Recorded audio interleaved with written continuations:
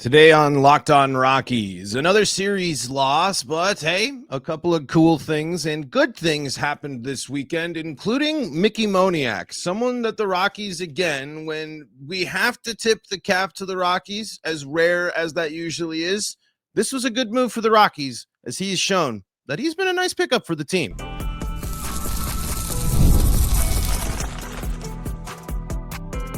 You are Locked On Rockies, your daily Colorado Rockies podcast, part of the Locked On Podcast Network, your team every day.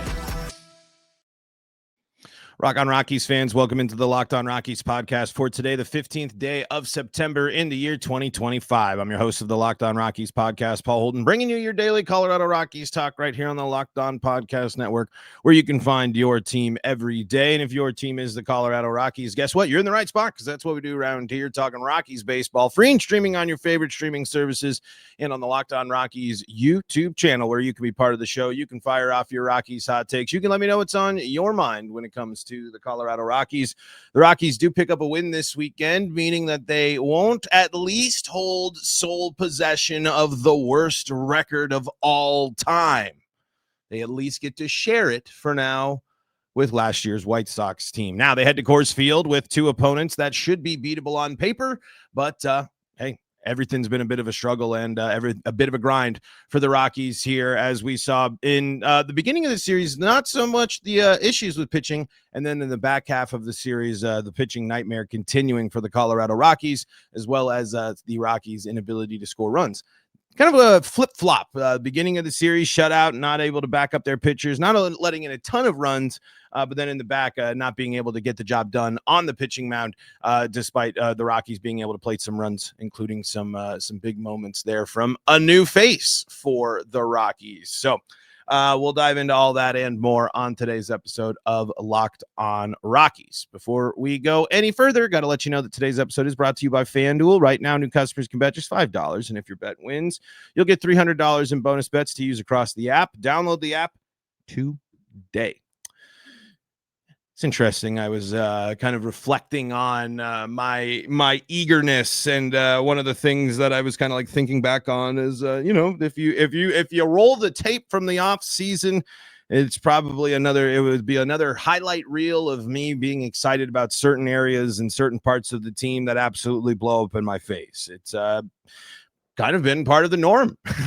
I'm able to talk myself into more in the off season here, but unfortunately, as I have mentioned numerous times here, the veteran starters for the Colorado Rockies just continue to disappoint here.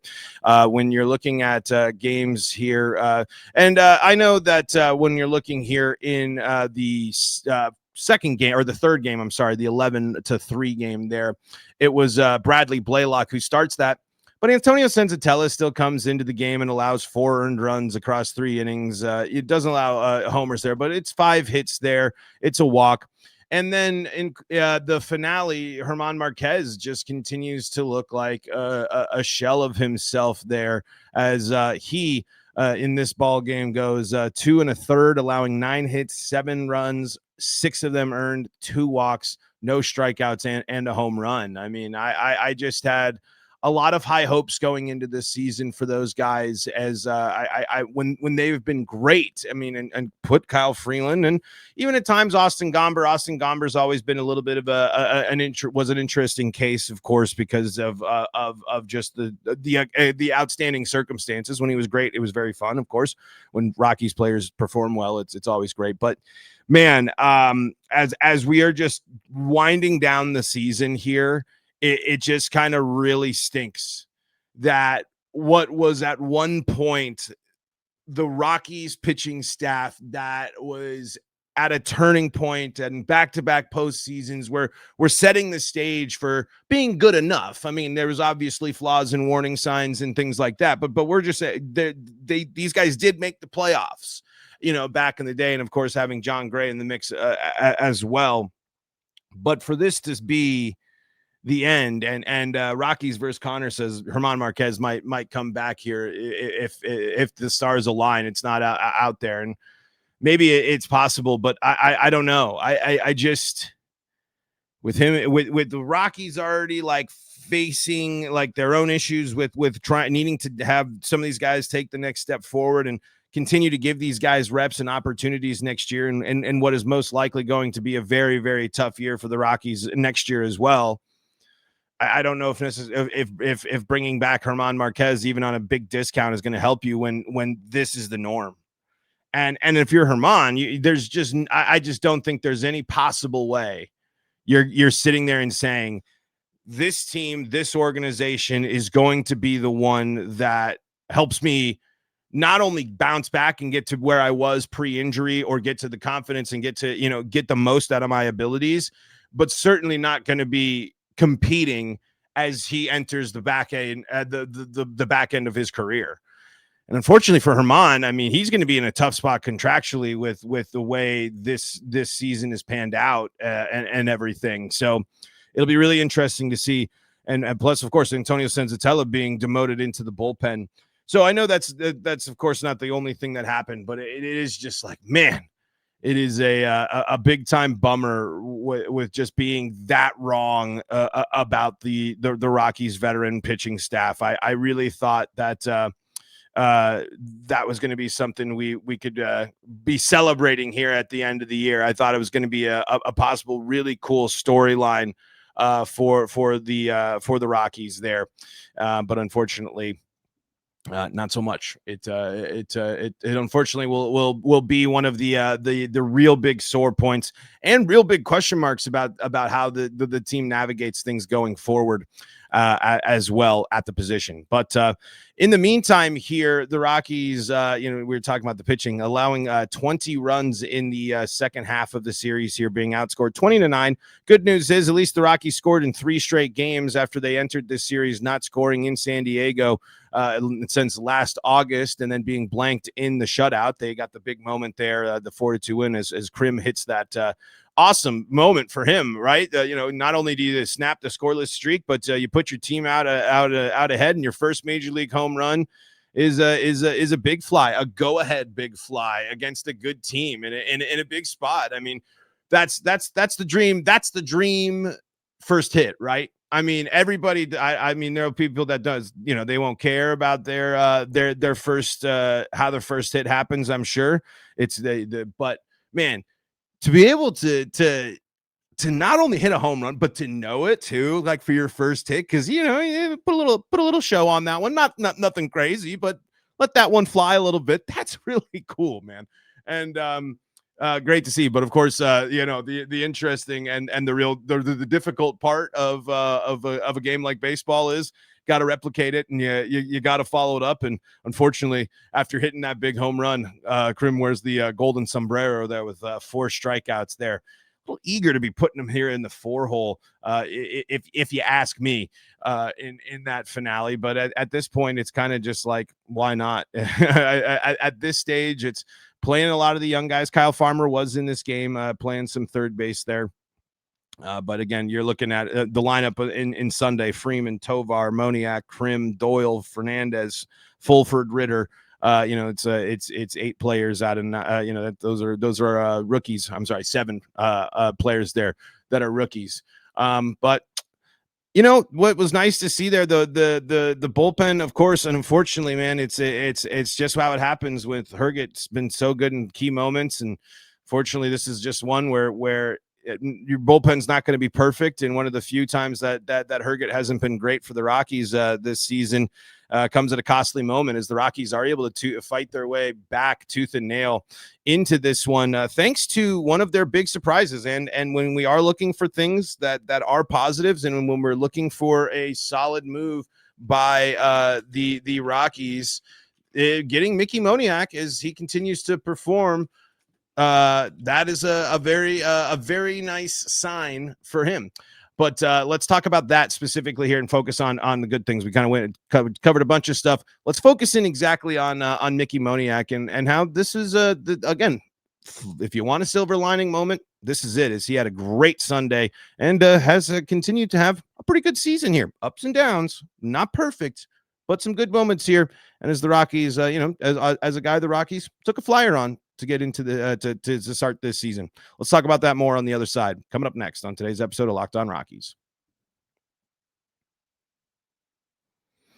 Before we do that, though, got to tell you about the folks that help make this show possible, and that includes FanDuel. The NFL season is here, and FanDuel is making sure you're ready for kickoff with a can't-miss offer. Right now, new customers can bet just $5, and if your bet wins, you'll get $300 in bonus bets to use across the app. You know, if you got in on this action here, before Monday, they've got a doubleheader of Monday Night Football going on, so you could use all those bonus bets if you're able to get your bet in over the weekend, or maybe you can get one in before the action starts. And when that first $5 bet wins, you'll be able to have $300 in bonus bets to use for Monday Night Football. You can build parlays. You can jump in on the live betting if you got a hunch on something that's going to happen. It can make every game more exciting, whether you're watching your team or just keeping an eye on your fantasy lineup. It's quick, easy, and the best way to add a little more energy to Sundays. So are you ready to play? Download the FanDuel app now by visiting FanDuel.com to get started. And when you get started and when your first $5 bet wins, you're going to get $300 in bonus bets to use across the app. That's FanDuel.com to place your first $5 bet. We are also brought to you by the folks at PrizePicks. This episode is brought to you by PrizePicks, the daily fantasy app where making the right call can actually pay off. You and I make decisions every day, but on PrizePicks, being right means cashing in. With football back, PrizePicks is the simplest and fastest way to get in on the action. Just pick more or less on 2 to 6 player projections, and you can take your takes into real prizes all in less than 60 seconds. I like the Buccaneers taking on the Texans this week. So if you want to take the more on the Baker Mayfield yards, and of course, Bucky Irving, really exciting guy, maybe do the more on the touchdown here. You can see all the action for yourself at PrizePicks, and it is a fun way to stay locked in for the season. You can check for the projections yourself and see more, and check out the max discounts this week, which includes a Patrick Mahomes 0.5 passing yards. So download the PrizePicks app today and use code LOCKEDONMLB to get $50 in lineups after you play your first $5 lineup. That's code LOCKEDONMLB for $50 in lineups after your first $5 play. PrizePicks, it's good to be right. Back at it here for segment number 2 of today's episode of Locked On Rockies. We're free and streaming on your favorite streaming services and on the Locked On Rockies YouTube channel, where I am still looking for your thoughts, your hot takes, and whatever's on your mind when it comes to the Colorado Rockies right here on the Locked On Rockies YouTube channel. Hey, I know you're still out there, Rockies fans, and the season rapidly coming to a close. The final, I believe, right? This is coming up, the final homestand of the season coming up for the Colorado Rockies here as they take on the Marlins and they take on the Angels before, heading on the road to Seattle. I will see our beloved boys in purple here in Seattle, and where else, gonna see. Man, I actually got to I was at the Mariners game here on Sunday, and Kirby, man, holy smokes, 14 Ks, just, dominant stuff. And the Mariners, a good team, and rolling, especially at home. But we'll get to that down the line. Coming up next, the Rockies finally done playing the division. The only division action left is the final series of the season in San Francisco. Tough place to finish for the Rockies, but be interesting to see. San Francisco fighting tooth and nail, but I think they just had a tough series against the Dodgers there. We'll see what that means and where the Giants will be at coming up there. There's only 4 series left for the Rockies this year because, in case you didn't know, not making it to the playoffs this year. I know, crazy, but Miami's in town. Miami and Colorado matching up, tickets looking like they are going to be pretty cheap. So make sure that if you're interested in that, you can go get your last fix at Coors Field before next year. Anyway, let's highlight a good thing here, and be interesting too as we're talking about the Angels here, and we're talking about this player, Mickey Moniak here, as he has a monster game in the finale against San Diego. And man, when he has big games, he has big games here. And this is the type of stuff. This is game-changing type of stuff. And we'd love to see it on a more consistent basis, but it's great to see his ability to do these things with a 4-hit day, 2 of them being home runs, getting a 5 RBI, and then on top of that, getting stolen bases. I mean, it's absolutely great that that he's really continued to come into his own there and really be started to take advantage of his opportunities for the Rockies here. Last 7 games for the Rockies, batting 318 OBP and a slugging of 591. 7 strikeouts, of course, far from perfect, but we're still talking about now adding on this with 3 stolen bases now in the last 7 games, 2 of them coming in that finale in this game here. But last 15 games, 326, 367, 609. Adding in that time here another 7 games, adding only 4 strikeouts there, but increasing the RBI by 4 and 3 walks in that time as well. 15 hits in that as well. These are some encouraging stuff. Zoomed out all the way to like a bigger picture on the month there, 272, 290, 456 in the last 30 games, 23 strikeouts, which of course always a problem with the Rockies, and you'd like to see some more walks there. Only adding 1 more stolen base, but still 4 stolen bases for, I believe the Rockies are the least efficient, the team that has the least amount of stolen bases and have the lowest percentage of stolen bases. 4 home runs in his last 30 games, 28 hits in that as well, and 13 runs scored here. Just kind of looking at the season as a whole after a bit of the cold start here, you've just kind of seen growth throughout each part of the season, with a little bit of the regression there in August. But now when we're looking at in a 3 out of the last 4 month sample, the batting average he finished June with a 300, 367, 364, 760 line. That's average OBP and slugging. Finished July 364, 403, 682. And then we said took that step back in August here, 247, 244, 427. But so far in September, and like we said, 4 series still to go, 317, 364, 537. These are great numbers here for the Rockies, and great to see here for Mickey Moniak, and the things like I like to see. I like to see the fact that he's a guy that can. It's really good that the Rockies have multiple guys on the roster that have this ability to hit home runs and steal bases. I'd like to see Mickey Moniak, take steps forward on defense, but playing right field isn't necessarily going to be a place where they need it too much. We've seen a couple of, big arm moments there, but I remember when the Rockies got Moniak to start the season.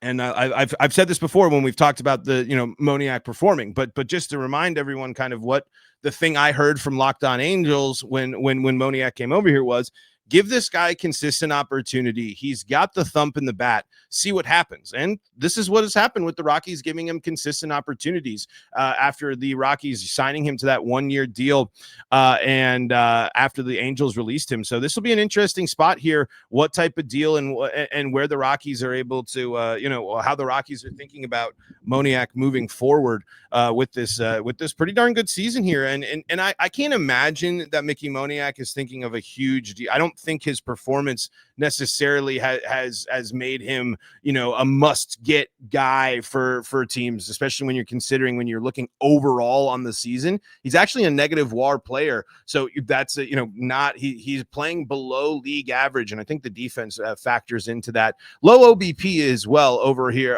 on the season as well at 299. So it's not like this is a guy that's going to be demanding a ton in free agency, but a nice low risk, not a crazy deal where you're overcommitting here could be valuable, especially if he plays well. He's got a good contract, and if you're in a situation where you're in a tough spot next year, and Mickey Moniak is in a spot where he's hitting you home runs, he has a chance at a 20 home run season, a 2010 season, if he can hit 1 more home run and steal 3 bags in the next 4 series, as well as trying to maybe increase that OBP, drive up some of the a 60 RBI season is possible as well for him. So again, not numbers that are going to make him an MVP or an all-star or anything like that, but if he's able to, build on this, if he's able to, look a little bit better on defense, could be an interesting trade candidate here, as he does have an OPS plus of 106 this season. But there's always that intrigue with what type of hamper or hindrance is Coors Field for people there. But Mickey Moniak could be a prime trade candidate here for the Rockies next year. As again, this isn't he's only finished his career, he's only one season where he finishes as a positive WAR player here, and it's one of those things where he's had great moments here. He's getting more comfortable. He's confident in the team. And it was interesting too when he was talking about Warren Schaefer moving forward, being the manager. So certainly sounds like him in there. If I read that it was only a 1-year deal. So if there's Mickey Moniak contract information I'm missing out there, let me know. So I think Mickey Moniak has been a guy that is worthwhile to keep taking some looks at and see if he can continue, if he can be, what does another year of consistent play look like? What does one more chance look like here, especially in a season where we have a lot of question marks and no one else that's really like knocking down the door to play right field, like right at this moment, like that's MLB ready to go. It depends, you have Beck and Doyle already over there. Who really is that next person that is going to be up there and contributing at and can contribute that like Mickey Moniak has there for right field. We'll see. I think the Rockies have some other interesting spots that they're going to have to fill. And it's going to be really interesting to see what the Rockies approach in free agency is going to be. Are they going to stick with, they could very easily stick with just the young team and try to just add in some arms here, but it's again, convincing those arms to get here. But so I know I kind of, it's still that mixed bag there, but Mickey Moniak has these big play moments. And if this is a guy that's not the person you have to totally rely on, like we say with a lot, the Rockies are loaded with, man, these would be a good 4th, 5th, 6th guy in the order here. If Mickey Moniak was your bottom of the order option, and gives you a 2010 season and the ability to score some with some the ability to get some extra base hits and drive in some runs, that's pretty great. But when you're really relying on him, when Mickey Moniak's your 3-hole guy, there's going to be some issues there. There's going to be some problems here, especially when you kind of look at some of these advanced fielder metrics here.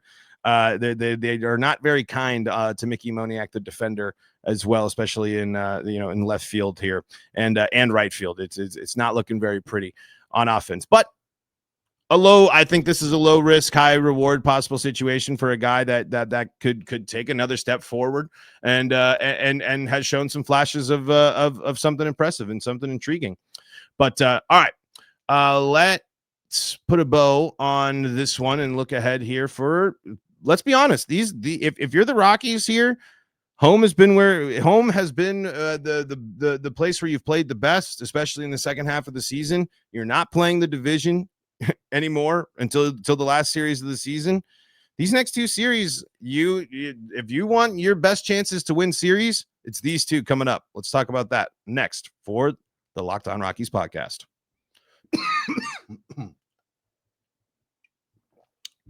Before we do that, though, got to tell you about the folks that help make this show possible. And that includes Nutrafol. You've probably seen a million ads for hair growth products and thought, sure, like that actually works. There's so many products out there, and it's hard to know which ones are actually going to do anything. That's why you should give Nutrafol a closer look. Nutrafol is the #1 dermatologist-recommended hair growth supplement brand, trusted by over 1.5 million people. And it's not just hype. This is a supplement clinically tested that targets the root causes of thinning and shedding with the proactive approach. You can check it out, and you're going to start noticing less shedding and healthier looking hair after using Nutrafol. And you can feel good about it knowing Nutrafol is NSF certified and backed by peer-reviewed studies. See thicker, stronger hair with less shedding in just 3 to 6 months with Nutrafol. For a limited time, Nutrafol is offering Locked On MLB listeners $10 off your first month subscription and free shipping when you go to Nutrafol.com and enter the promo code LOCKEDONMLB. That's Nutrafol.com, promo code LOCKEDONMLB.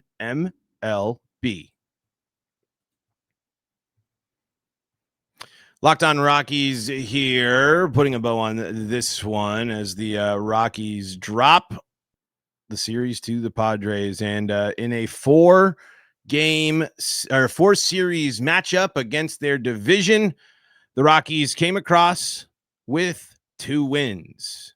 Both of those wins coming against the San Diego Padres. So, there you go. There's always the smallest, tiniest little bit of the Rockies being a pain to the Padres. Overall, they dominated them in the series. Not like they got swept or other things that we've seen in other seasons where the Rockies actually legitimately, you can point to the Padres record against the Rockies. And when the Padres lost to the Rockies in certain points in those seasons over the last 5 years, it's been a factor, certainly.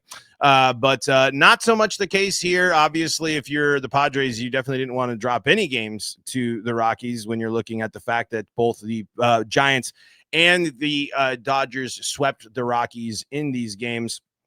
But hey, you'll still take the fact that you'll take 3 or 4. It's pretty easy to do. That's not too shabby as well, especially carrying over a scoreless streak into that lasted over 400 days. Rockies here now back at home, and they got Kyle Freeland on the bump here. The Rockies now are in their since August 27th have won 3 ball games. So that's 1, 2, 3, 4, 5, 6, 7, 8, 9, 10, 11, 12, 13, 14, 15 losses in there as well. Miami, let's take a look at how Miami's doing. 70-80 this year, and they have been playing a little bit better baseball. They just took down the Tigers in 2 out of 3. They just are on back-to-backs. Actually, no, I'm sorry. It was a 4-game set against the Nationals. So it was split against the Nationals. A little bit of a rough patch before that, but certainly not any shape that's worse than the Rockies here. So they're coming off playing some good baseball here when you're looking at 1, 2, 3, 4, 5, 6, 7, 8, 9, 10. They are about 500 in their last 5 games, about 6-4 as well. Maybe so one more game above 500, and they are going to be taking on and looking to Kyle Freeland to give us the good Kyle Freeland start here, the positive Kyle Freeland starts that we've seen instead of the classic back and forth madness that we have seen here. When you're looking at the Marlins here, not only are they with those winning those games here, winning 4 of their last 5, scoring at least 5 in 4 of those last 5s, and all of those wins in their last 5 games, the Marlins have scored at least 5 runs, 6-4 win in extra innings, an 8-2 victory, 5-0, and then 8-3. The Marlins are a team that are definitely swinging it a lot better this year on offense than kind of what you're used to with the Marlins, and they're coming to Coors Field, and they're looking to bounce back after the Rockies swept them earlier in the year, especially at a point in the season where things weren't completely over and done with for the Marlins at that point in the season. So this is as much as the Rockies, should be a factor, should be able to say they got a chance in this one. This is a Marlins team that is not taking their foot off the pedal here to finish the season, and the Rockies are going to need it to start with Kyle Freeland. He needs to be able to put the team in a position to be successful. He's dropped the ERA below 5; it's 4.97. So he needs to continue to operate like this, continue to get strikeouts here. 145 innings pitched, 177 hits allowed, and 21 of those hits are home runs here. Team batting average for Miami right now, they're batting .250 with a .315 OBP and a .394 slugging here. 144 home runs, so they're kind of very similar to the Rockies in how many home runs they hit. A weapon, a possibility, but not necessarily a total dominant force here.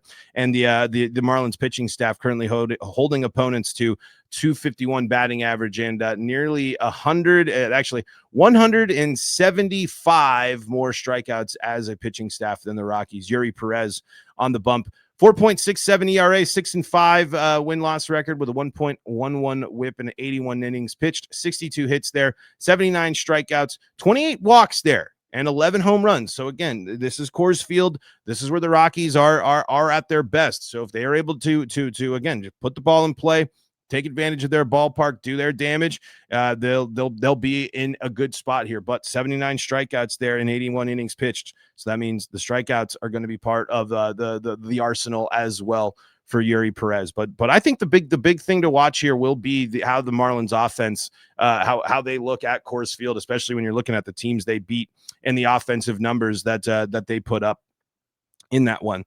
Kyle, so like we said, back and forth here, the weirdness.